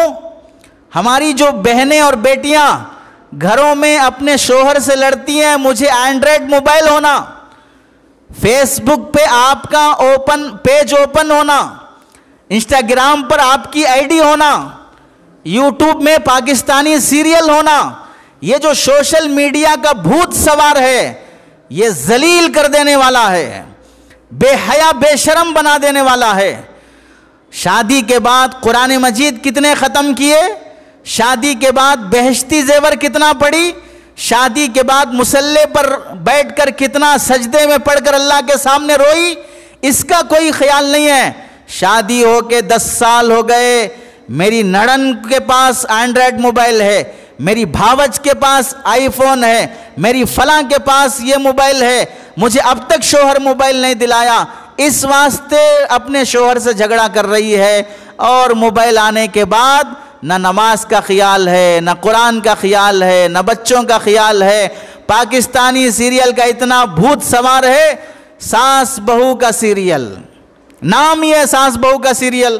ساس بھی دیکھے گی بیٹھ کر، بہو بھی دیکھے گی بیٹھ کر، بہو دیکھے گی ساس کو سدھارنے واسطے، ساس دیکھے گی بہو کو سدھارنے واسطے، مرنے تک دونوں نہیں سدھرتے، موت تک دونوں نہیں سدھرتے، کیونکہ معلوم ہے سیریل سے سدھار پیدا نہیں ہوتا، سیرت سے سدھار آتا ہے۔ سیرت فاطمہ سے سدھار آئے گا، سیرت عائشہ سے سدھار آئے گا۔ وہ تو سیرت عائشہ پڑھی نہیں ہے، سیرت فاطمہ پڑھی نہیں ہے، سیرت صحابیات پڑھی نہیں ہے، سیریل سے سدھارنا چاہتی ہے۔ جو ایکٹنگ کرنے والے خود برباد ہو چکے ہیں، ان کی ایکٹنگ سے اپنی زندگی کی ریالٹی صحیح کرنا چاہتی ہے۔ تو یہ سوشل میڈیا کے استعمال سے آنے والی بے حیائی، اور یہاں پر مرگی کا دورہ پڑ رہا ہے، پھر بھی ان کی درخواست ہے کہ یا رسول اللہ دعا فرما دیں، فٹس کی بیماری آئے لیکن میرے چہرے سے نقاب نہ ہٹے، میرے جسم سے چادر نہ سرکے، یہ حیا کی پردے کی علامت ہے۔ اور ایک واقعہ مشہور ہے، آپ نے کئی بار سنا ہوگا، حضرت ام خلاد رضی اللہ تعالیٰ عنہ کا، ابو داؤد شریف کی یہ حدیث ہے، اللہ کے نبی علیہ السلام کے پاس ایک خاتون کے بیٹے کی خبر ان کے پاس پہنچتی ہے۔ اللہ کے نبی علیہ السلام یہودیوں سے بات کرنے جاتے ہیں، یہودی مکار، ظالم، دہشت گرد، اس وقت کے فلسطین اور غزہ کے لٹیرے، چور اور حرام خور، وہی اسی زمانے کے یہودی اللہ کے نبی علیہ السلام کے مارنے اور شہید کرنے کا پلان بناتے ہیں، اوپر سے پتھر گرا کر نبی کو شہید کرنا چاہتے ہیں۔ حضرت جبرائیل آ کر بتا دیتے ہیں، اللہ کے نبی آگے بڑھ جاتے ہیں، پیچھے جو نوجوان تھا اس پر پتھر گر کے وہ شہید ہو جاتا ہے۔ اس نوجوان کی ماں کو خبر پہنچتی ہے کہ میرا بیٹا انتقال ہو گیا، ماں بیوہ ہے، بیٹا ایک ہی تھا جو سہارا تھا، وہ بھی چلا گیا۔ تو اللہ کے نبی علیہ السلام کے پاس وہ خاتون آتی ہیں یہ پوچھنے کے لیے، یا رسول اللہ لوگ یہ کہہ رہے ہیں جنگ میں جا کے شہید ہوتا تو شہادت کا ثواب ملتا، اب یہی مدینے میں مرا ہے تو شہادت کے ثواب سے محروم ہو گیا، اب میرے بیٹے کو شہادت کا ثواب ملے گا کہ نہیں ملے گا، یہ پوچھنے کے لیے آ رہی ہے۔ لیکن کیسے آ رہی ہے؟ پورا جسم چھپا ہوا ہے، چہرے پہ نقاب اور حجاب ہے، جوان بیٹے کی لاش دیکھ کر رونا بھی نہیں آ رہا ہے، رونا آ رہا ہے، آواز باہر نہیں آ رہی ہے، ایسے وقار کے ساتھ آتی ہے کہ حضرت قیس بن حازم رضی اللہ تعالیٰ عنہ دیکھ کر تعجب سے پوچھتے ہیں، اللہ کی بندی تیرا جوان بیٹا انتقال ہو گیا، پھر بھی تیرے چہرے سے نقاب نہیں ہٹا، رونے کی آواز تک باہر نہیں آتی ہے۔ تو وہ خاتون کیا کہتی ہے؟ ان ازرا ابنی ازرا حیائی، میرا بیٹا مرا ہے، میری حیا نہیں مری ہے، میرا بیٹا مرا ہے، میری حیا نہیں مری ہے۔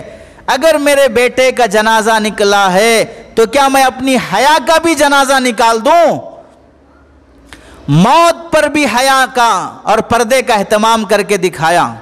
تو اللہ کے نبی علیہ السلام ان کا یہ جملہ سن کر ارشاد فرماتے ہیں فَإِنَّ لِإِبْنِكِ أَجْرُ شَهِيدَيْنِ، اللہ تیرے بیٹے کو ایک شہید کا نہیں 2 شہیدوں کا ثواب دے گا۔ اللہ تیرے بیٹے کو 2 شہیدوں کا ثواب دے گا۔ کہاں وہ مائیں جو بیٹے کے جنازے کو دیکھ کر بھی چہرے کا نقاب نہیں ہٹاتی تھیں، اور کہاں ہماری وہ بیٹیاں اور بہنیں جو گھر کی لڑائی لڑتے لڑتے کورٹ کچہری میں جا کر بے پردہ ہو جاتی ہیں۔ شادی کے 6 مہینے کے بعد خلا کا کیس، شادی کے 10 مہینے کے بعد مہیلا منڈل میں کیس، شادی کے 1 سال کے بعد ڈوری کیس، گھر اور بیڈ روم کی باتیں، کھڑے ہو کر پیشاب کرنے والوں کے سامنے شوہر کی راز کی باتیں بیان کرنے لگ جاتی ہیں، گھر کی باتیں گھر کی دہلیز سے باہر وہ غیر مسلموں کے سامنے بھی جا کر بے شرم ہو کے بیان کر دیتی ہیں۔ تو ان کی حیا اور آج کی بے حیائی سے جو نسل پیدا ہوگی اس میں زمین آسمان کا فرق رہے گا۔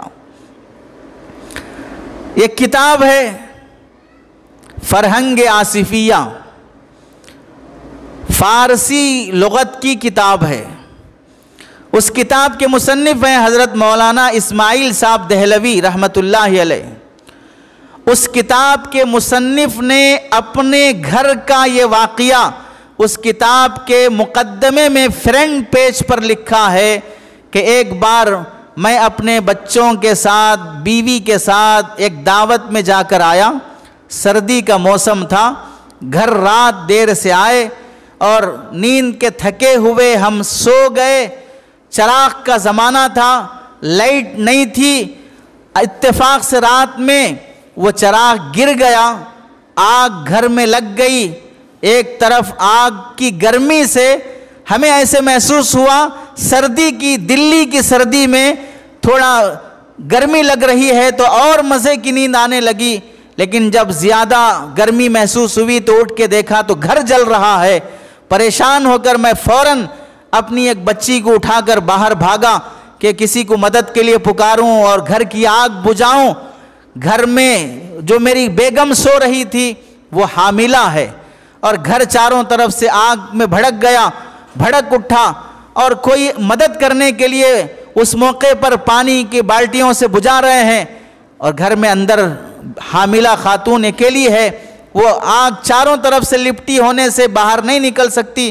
ایک نوجوان اندر گھسا اور آواز دینے لگا کہ بھئی نظر نہیں آ رہا ہے، کوئی بھی ہے پردے کی آڑ میں جہاں بھی ہو تھوڑا باہر آ جائیں، ہاتھ میں ہاتھ دے دیں، میں باہر لے کے نکل جاؤں گا، اب گھر کی آگ بجھانا مشکل ہے، پہلے گھر خالی کریں۔ یہ نوجوان بچانے کی نیت سے گھر میں آیا ہے، چاروں طرف آگ سے لپٹی ہوئی ہے، اور یہ کوئی صحابیات کے زمانے کا نہیں، انگریز کے زمانے کا واقعہ ہے۔ حضرت مولانا اسماعیل صاحب دہلوی رحمۃ اللہ علیہ لکھتے ہیں میری بیگم اپنے چاروں طرف آگ دیکھنے کے باوجود بھی جب اس نوجوان نے بچانے کی نیت سے آواز دی تو اس خاتون نے کہا غیر محرم کی آواز ہے، ہاتھ میں ہاتھ نہیں دے سکتی، غیر محرم کی آواز ہے، ہاتھ میں ہاتھ نہیں دے سکتی۔ وہ مرنے تیار ہے لیکن غیر کے ہاتھ میں ہاتھ دے کر گھر سے باہر نکلنے تیار نہیں ہے۔ پھر کوشش کر کے گھر کی دیوار باتھ روم کی طرف سے سبل کے ذریعے سے پھوڑ کر اتنے میں وہ خاتون آگ کی تپش سے بے ہوش ہو گئی، پھر دیوار توڑ کر اسے اندر سے بے ہوشی کی حالت میں نکالنا پڑا۔ آپ اندازہ کریں ان خواتین کی گودوں میں جو اولاد پلتی ہے جو اتنی باحیا ہوں تو وہ کتنی نیک ہوگی، اللہ کے نزدیک وہ کتنی پیاری ہوں گی، ان کی دعائیں کیسی قبول ہوں گی۔ اور آج ہمارا حال یہ ہے کہ مسلمان وہ بیٹیاں جو کالجوں میں پڑھ رہی ہیں وہ یہ سمجھ رہی ہیں یہ پردہ، یہ برقع، یہ نقاب، یہ حجاب، یہ سب چیزیں یہ پرانے زمانے کی باتیں ہیں، نیا زمانہ ہے، نئے زمانے کی باتیں کرو، نیا دور ہے، نئے دور کی باتیں کرو، فیشن کی باتیں کرو۔ چلیں فیشن کی باتیں کرتے ہیں. ایک مثال دیتے ہیں فیشن کی. آپ نے موز کھایا ہوگا. جگتیال کی عورتیں موز کھاتی ہیں کہ نہیں کھاتی ہیں؟ چھلکے کے ساتھ نہیں پوچھ رہا ہوں، چھلکا اتار کے ہی. موز تو کھاتی ہوں گی. تو جو موز کھاتی ہیں وہ چھلکا اتار کے ہی کھاتی ہوں گی، چھلکے کے ساتھ تو نہیں کھاتی ہوں گی. اب اگر کوئی موز بیچنے والا بنڈی پہ موز بیچ رہا ہو، وہ یہ سوچے کہ ہمارے جگتیال کی عورتوں کو تکلیف کیوں ہو موز اور چھلکا چھلنے کی، اس لیے میں ایسا کرتا ہوں کہ سارے موز کے چھلکے اتار کر مغز میں بنڈی پہ رکھ کے بیچتا ہوں. اس نیت سے اس نے اب چھلکا نکال کر مغز بنڈی پہ رکھ کے بیچنا شروع کیا. تو جتنی خواتین آئی ہیں اس میں سے کون عقل مند خاتون ہے وہ یہ سمجھے گی اور بنڈی والے سے کہے گی جزاک اللہ چچا جان، آپ نے ہمارا کام آسان کر دیا. چھلکا اتارنے کی تکلیف ہمارے شوہر کو بولتے تھے تھوڑا چھلکا اتارو، وہ مزدوروں کو بلانے جاتے تھے موز کا چھلکا اتارنے واسطے، ان سے بھی نہیں ہوتا تھا. اتنا بڑا بھاری کام تھا چھلکا اتارنا، آپ نے ہلکا کر دیا. کبھی ہمارے ابا کو بلا کے موز کا چھلکا اتارنا پڑتا تھا، اتنا بھاری کام تھا. یہ بول کے شکریہ ادا کر کے موز کا ڈبل ریٹ دے کے خرید کے لائیں گی، یا موز کے خوشے سے ایک موز بھی ٹوٹ کر نیچے گر گیا ہو وہ بھی ایک درجن میں شامل کرے لینے تیار نہیں ہوں گی. شام ہوتے ہوتے کوئی خریدار نہیں آئے گا، اس موز پر مٹھی پڑے گی، دھول پڑے گی، مکھیاں بیٹھیں گی. شام ہونے کے بعد وہ موز والا اگر فری میں بھی دینا چاہے گا تو اپنے بچوں کو بھی بولیں گے کہ ہرگز نہیں خریدنا، ہرگز نہیں لینا، ہرگز نہیں کھانا. کیوں؟ اب اس موز سے چھلکا اتر گیا ہے، مغز پہ مکھیاں اور دھول پڑ چکی ہے، اب وہ کھانے اور خریدنے کے قابل نہیں ہے. ہم چھلکا اتار کر ہی کھاتے ہیں، لیکن ٹائم آنے پر چھلکا اترنا الگ بات ہے، ٹائم سے پہلے چھلکا اتر جانا الگ بات ہے. خریدنے کے بعد گھر لا کے چھلکا اتارو اچھی بات ہے، خریدنے سے پہلے ہی بیچنے والا چھلکا اتار دے غلط بات ہے. کیوں؟ وجہ کیا ہے؟ موز کی حفاظت اس وقت تک رہتی ہے جب اس پر چھلکا چڑھا رہتا ہے. چھلکا اتر گیا، مغز خراب ہو گیا. بالکل اسی طرح عورت کی حفاظت اس وقت تک رہتی ہے جب برقع چڑھا رہتا ہے. برقع اتر گیا، عزت اتر گئی. چھلکا اتر گیا، موز کی حیثیت ختم ہو گئی. عورت سے برقع اتر گیا، عزت اور حیثیت ختم ہو گئی. اب کیا ہوگا؟ وہ موز بکریوں کو ڈالنے کے قابل رہیں گے، خرید کے کھانے کے قابل نہیں رہیں گے. وقت سے پہلے جس عورت کے جسم سے برقع اتر جائے اب وہ عورت بیوی بنائے جانے کے قابل نہیں رہتی ہے. اب کیا قابل رہے گی؟ ہم آپ کے مجمع میں شرم کی وجہ سے نہیں بول سکتے ہیں. بیوی بنائے جانے کے قابل نہیں رہے گی. نئے دور کا زمانہ ہے. آپ نے دیکھا ہوگا، کل کی تازہ خبر ہے، ہندوستانی ورلڈ لیول پر ایک نئی خبر آئی ہے. پوری دنیا کے لحاظ سے جس خاتون نے ایوارڈ حاصل کیا ہے، کون خاتون ہے؟ آپ دیکھ لیں. پردہ ترقی میں رکاوٹ نہیں ہے. سعودی عرب سے تعلق رکھنے والی ڈاکٹر نجلا الرداودی امریکی یونیورسٹی کی جانب سے جاری کردہ رپورٹ کے مطابق 2025 میں پوری دنیا میں ممتاز ترین اور با اثر جو دنیا میں مؤثر انسان ہوتے ہیں جن کا ریکارڈ رہتا ہے، ان میں با اثر سائنسدانوں میں جس عورت کا شمار ہوا وہ سیکنڈ نمبر پر وہ عورت ہے سعودی عرب کی رہنے والی ڈاکٹر نجلا الرداودی. یہ ماہر سائنسدان عورت ہے اور پڑھائی کے زمانے سے لے کر یہ ریکارڈ حاصل کرنے تک اس کا چہرہ کسی نے نہیں دیکھا. پورے پردے کے ساتھ رہی اور پوری دنیا میں سیکنڈ لیول پر اسے سائنسدان مانا جا رہا ہے. آپ اندازہ کر لیں، نیا دور ہے، نئے زمانے کی باتیں کریں تو یہاں پر نئے دور میں انسان کھانا ہی کھاتے ہوں گے، گھاس تو نہیں کھاتے ہوں گے. نئے دور میں اگرچہ کہ پرانے دور میں مٹی کے برتن میں کھاتے تھے، اب اسٹیل کے اور گلاس کے اور اسٹیل کے اور کانچ کے برتنوں میں کھا رہے ہوں گے، لیکن کھاتے تو کھانا ہی ہوں گے، گھاس تو نہیں ہوں گے۔ بالکل اسی طرح نیا دور ہے، اس واسطے پردہ ختم، برقع ختم، حجاب ختم، اس سے عزت اور حیا ختم ہو جائے گی۔ اللہ کے نبی علیہ السلام نے اپنے دور مدینہ منورہ کی کس قدر حیا کی تعلیم دی ہے۔ مدینہ منورہ میں ابھی پردہ فرض نہیں ہوا، پردے کے احکام تو حضرت زینب رضی اللہ تعالیٰ عنہ کے نکاح کے بعد ہوئے، اس سے پہلے پردے کے احکام نہیں تھے۔ اللہ کے نبی علیہ السلام اونٹ پر سوار ہیں اور مدینے کے باہر سے تشریف لا رہے ہیں، تو حضرت عائشہ رضی اللہ تعالیٰ عنہ کی بہن حضرت اسماء رضی اللہ تعالیٰ عنہ کو دیکھا، تقریباً 2 کلومیٹر کے فاصلے سے کھجور کی گٹلیاں چن کر اسے گٹھری بنا کر سر پہ رکھ کے لے آ رہی ہیں۔ اب 2 کلومیٹر تک چل کے جانا ہے۔ اللہ کے نبی علیہ السلام کی نظر پڑی، پردہ فرض نہیں ہے، اور رشتے میں کیا ہوتی ہیں؟ سالی صاحبہ ہوتی ہیں۔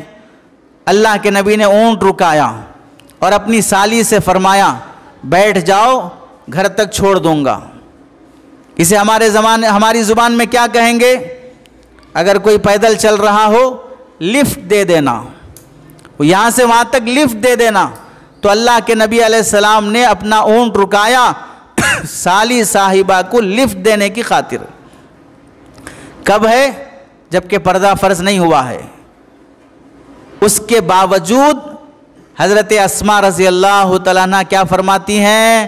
یا رسول اللہ، میرے شوہر دیکھیں گے کہ میں آپ کے پیچھے بیٹھ کے آ رہی ہوں تو ان کی غیرت گوارا نہیں کرے گی، ان کی غیرت گوارا نہیں کرے گی۔ حالانکہ ساڑو ہیں، رشتہ ہے، نبی ہیں، نبی کے ساتھ نبی کے پیچھے بیٹھنا کون سی عیب کی بات ہے؟ اللہ کے نبی کا دل اور ذہن، نظر، نگاہ کتنی پاک ہے، پھر بھی عورت کی غیرت یہ ہے، وہ یہ کہتے ہیں کہ میرے شوہر دیکھیں گے تو ان کی غیرت گوارا نہیں کرے گی۔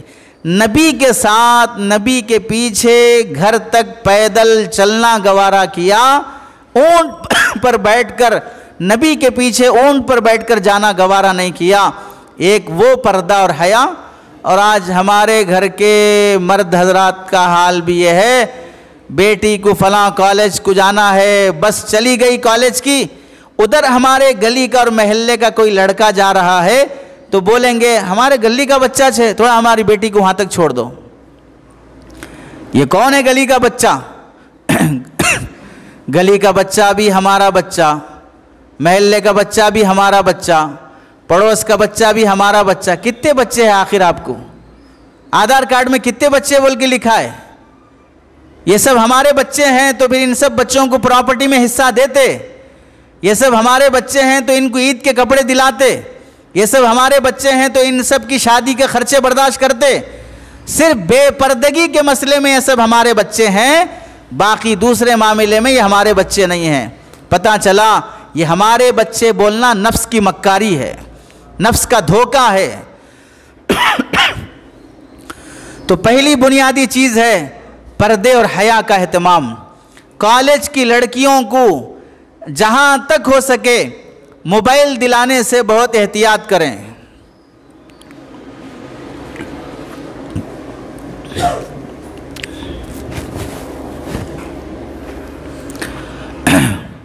اور اگر موبائل دلانا پڑے تو ان کے موبائل پر واٹس ایپ ہو، فیس بک ہو، یوٹیوب ہو، اس پر پاس ورڈ اپنا رکھیں۔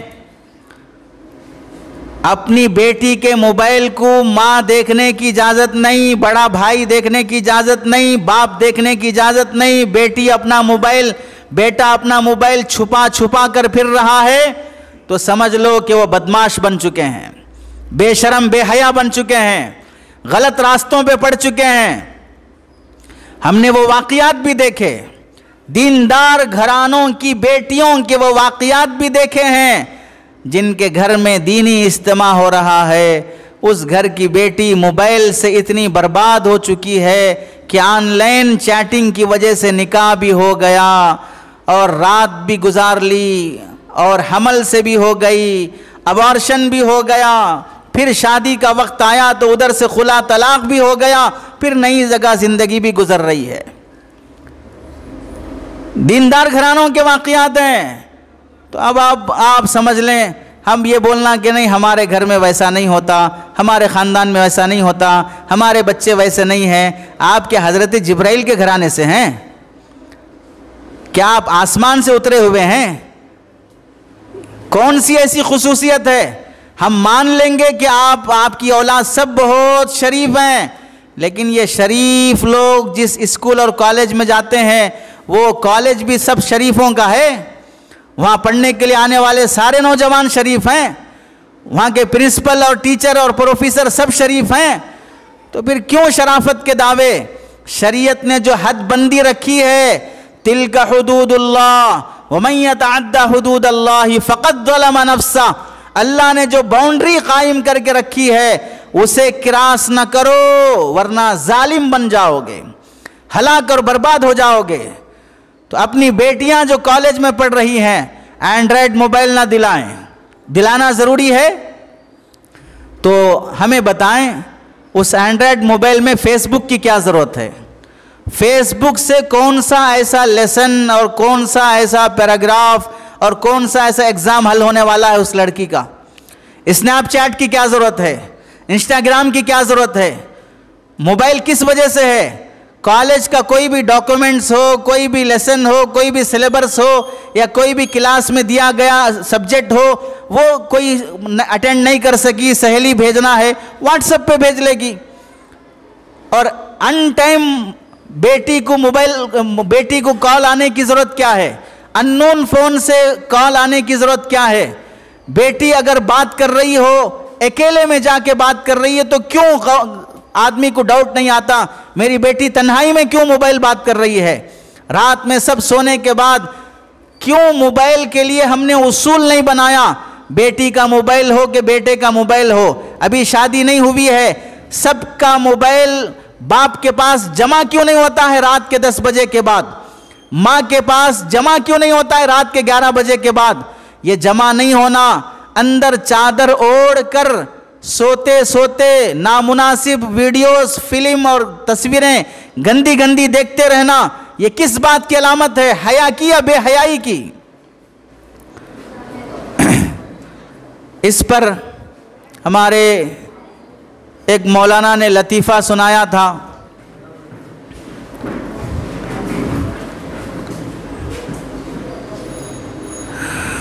کہ ایک صاحب اپنے گھر کی خاتون کی بزرگی بیان کرنے کے لیے آئے اور کہنے لگے کہ حضرت آپ کے بیانات سن سن کر میں گھر والی کو سناتے رہتا ہوں، الحمدللہ آپ کے بیانات کا بہت اثر ہوا، اب میری خاتون بہت نیک اور پرہیزگار بن چکی ہے۔ تو انہوں نے پوچھا بیوی کی بزرگی کی گواہی دینے والا یہ پہلا شخص ہے، بیوی کی بزرگی بیان کر رہا ہے۔ تو پوچھا بھئی تمہاری بیوی بزرگ بن گئی ہے تمہیں کیسے معلوم ہوا؟ تو کہنے لگا کہ حضرت جب وہ سوتی ہے چادر اوڑھ کر تو اس کے چہرے کا نور اتنا رہتا ہے کہ باہر تک روشنی آتی رہتی ہے، چہرے کا نور اتنا رہتا ہے کہ چادر کے باہر تک روشنی آتی رہتی ہے۔ مول صاحب نے کہا ارے بے وقوف، وہ روشنی چہرے کی نہیں ہے، وہ موبائل کے ڈسپلے کی روشنی ہے، جا کے دیکھ۔ اور جب جا کے دیکھا تو واقعتاً چادر اوڑھ کے اندر موبائل دیکھ رہی ہے، وہ ڈسپلے کی روشنی کو حوالہ سمجھ رہا ہے کہ یہ بزرگی کی روشنی ہے۔ تو رات 10 بجے کے بعد گھر کی لڑکی، گھر کا لڑکا تنہائی میں موبائل استعمال کر رہا ہے تو ماں باپ کیوں توجہ نہیں دیتے ہیں؟ تو یہ بے حیائی کے راستے ہیں، یہ بے پردگی کے راستے ہیں۔ ہزاروں دسیوں واقعات، ہر ہفتے کوئی نہ کوئی خبر ایسی آتی ہے جس میں مسلمان بیٹی کی عزت لوٹ جانا، یا اس کا مرڈر ہو جانا، یا اس کے ٹکڑے کر دیے جانا، یا اسے اتنا استعمال کر کے کہ اسے اب ماں باپ کے گھر بھی جانے کے قابل نہ رہے، کسی کی بیوی بننے کے بھی قابل نہ رہے، دھندے پہ اتار دینا، ایسے خطرناک واقعات چل رہے ہیں ہماری مسلمان بیٹیوں کے ساتھ، بالخصوص جو کالجز میں پڑھ رہی ہیں، بھگوا لو ٹریک میں جو مبتلا ہو رہی ہیں، مستقل ٹریننگ دی جا رہی ہے کہ مسلمان لڑکیوں کو پھنسانے کی خاطر اردو سکھایا جا رہا ہے، انہیں اشعار سکھائے جا رہے ہیں، شعر شاعری بول رہے ہیں، محبت کے اشعار سنا کر ہماری بیٹیوں کو گمراہ کرنے کی اور اپنے محبت کے جال میں پھنسانے کی کوششیں ہو رہی ہیں۔ ایسے موقع پر ذمہ داری ہے، ہوش کے ناخن لو، بیٹیوں کی تعلیمی دینی تربیت کرو، اور جو علماء صبح سے اب تک فکر سے آپ کے سامنے نصیحتیں کرتے رہے، مراکز نسواں کی محنت کی کوشش اور اس کی محنت کا رزلٹ آپ کے سامنے دکھایا، شادی شدہ عورتیں 10 بجے سے 12 بجے تک یا 2 بجے سے 4 بجے تک جو ان کا فری ٹائم ہے، سیریلیں دیکھنے کا، گپے مارنے کا، غیبتیں کرنے کا، آپس میں ایک دوسرے کی ٹانگ کھینچنے کا، یہ سارے اوقات کو بچاتے ہوئے قرآن سیکھنے میں، مسائل سیکھنے میں، قرآن کی تفسیر پڑھنے میں، صحابیات کی زندگی یاد کرنے میں، اس میں جو سورہ فاتحہ بھی جسے نہیں آتا تھا، سورہ فاتحہ تو دور، نماز کی بنیادی مسائل جسے معلوم نہیں تھے، ان مراکز نسواں کی برکت سے بہت سی خواتین نے بہت کچھ سیکھا ہے۔ آپ سے بھی مطالبہ ہے، حیا پیدا کریں، پردہ پیدا کریں، آپ کی عزت بہت بڑی چیز ہے، آپ کی ذلت پورے سماج کی ذلت ہے، اس لیے مراکز نسواں سے جڑ جائیں، دینی تعلیم سے جڑ جائیں، اپنے عزت کی خود حفاظت کریں۔ اللہ نے ناخن اسی واسطے دیے ہیں، دانت اسی واسطے دیے ہیں، غصہ اسی واسطے دیا ہے، ضرورت پڑنے پر آدمی ڈیفنس کر کے اپنے آپ کو بچا سکے۔ ہر کسی کو اپنا نہ سمجھیں، ہر کسی سے میٹھی باتیں نہ کریں، ہر کسی سے مسکرا کر باتیں نہ کریں، عزت خطرے میں پڑ جاتی ہے۔ اللہ سے دعا ہے کہ اللہ تعالی عمل کی توفیق نصیب فرمائے۔ آمین وآخر دعوانا ان الحمدللہ رب العالمین۔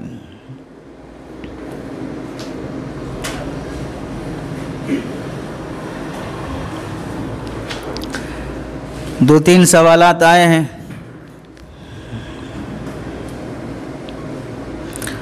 یہ سوالات لڑکیاں کر رہی ہیں کہ لڑکے کر رہے ہیں؟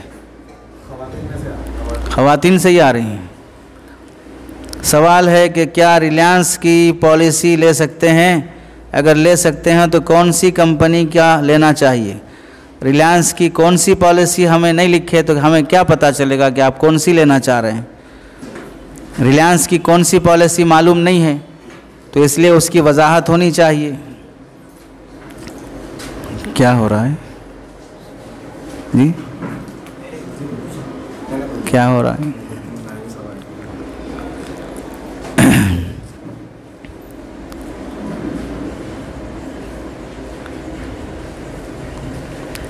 اور ایک سوال ہے کہ اگر کسی کی تہ دل سے چاہت ہو کہ عمرہ کرنے کی تو سونا رہن رکھ کر عمرہ کر سکتے ہیں؟ آفس میں پیسے ڈپازٹ کر کے، پوسٹ آفس میں پیسے ڈپازٹ کر کے جا سکتے ہیں۔ عمرہ کرنا سنت ہے، واجب نہیں ہے، اور رہن پر سونا رکھنا اور وہاں سے جو پیسہ قرضہ لیتے ہیں وہ انٹرسٹ ہے، وہ انٹرسٹ پہ دیا جاتا ہے اور انٹرسٹ حرام ہے، تو عمرے کے واسطے سونا رہن پہ رکھ کے عمرہ کرنے کے لیے جانا جائز نہیں ہے۔ اگر جانے کی بہت دل سے خواہش ہو، سونا بیچ کر جائیں، جو اللہ اس وقت سونا دیا ہے وہ بعد میں پھر دوبارہ دے دے گا، لیکن رہن پہ رکھ کے جانا جائز نہیں ہے۔ کیا آن لائن پر ٹریڈنگ کرنا جائز ہے؟ ٹریڈنگ مارکیٹ کے ذریعے سے پیسہ کمانا جائز ہے یا نہیں ہے؟ آن لائن ٹریڈنگ کون سا؟ آن لائن سے اگر شیئر مارکیٹ میں پیسہ لگانا ہو تو شیئر مارکیٹ کے سلسلے میں یاد رکھ لیں، اس وقت کا سب سے دھوکے کا بازار شیئر مارکیٹ ہے۔ اس کے بہت سخت شرائط ہیں، پہلے ایسیٹس کیا ہیں وہ معلوم ہونا، پھر کمپنی حلال کی ہے حرام کی ہے معلوم ہونا، آپ کون سے شیئر خرید رہے ہیں، شراب کا شیئر جائز نہیں، انشورنس کمپنی کا شیئر جائز نہیں، اور ایسے ہی ہتھیار خریدنے کے جو شیئر ہوتے ہیں وہ شیئر جائز نہیں، بہت سے شیئر ہیں جن کا خریدنا بیچنا حرام ہے، اور شیئر اپنے قبضے میں آنے کے واسطے 24 گھنٹے ٹائم لگتا ہے، اس سے پہلے پھر اسے واپس بیچنا جائز نہیں ہے۔ تو اس وقت اگر آپ آن لائن کچھ کمانا چاہتے ہیں تو سب سے آسان راستہ ہے میوچول فنڈ میں انویسٹمنٹ کرنا۔ میوچول فنڈ میں انویسٹمنٹ کرنا یہ آپ کے فیوچر کے لیے بہت بہترین رہے گا۔ شریعہ کمپلائنٹ جو کمپنیاں ہوتی ہیں، بہت سے میوچول فنڈ ایسے ہیں، ہماری معلومات میں بھی ہیں۔ حیدرآباد میں اس متعلق ایک پروگرام بھی ہوا تھا جس میں حضرت مولانا شاہ جمال الرحمن صاحب، حضرت مولانا خالد سیف اللہ رحمانی صاحب، حضرت مولانا احمد عبید الرحمن صاحب یہ سب شریک تھے۔ اس میں سنسیج کے نام سے ایک میوچول فنڈ کی کمپنی آئی جس کے ذریعے سے حلال اور شریعہ کمپلائنٹ کمپنیوں میں شیئر خریدے اور بیچے جاتے ہیں۔ یہ بہت آسان اور صحیح طریقہ ہے۔ آن لائن ٹریڈنگ عام طور سے انٹراڈے ٹریڈنگ ہے، اور دوسرا اور ایک ہے، یہ سب چیزیں بہت احتیاط کی ہیں، نہیں کرنا چاہیے۔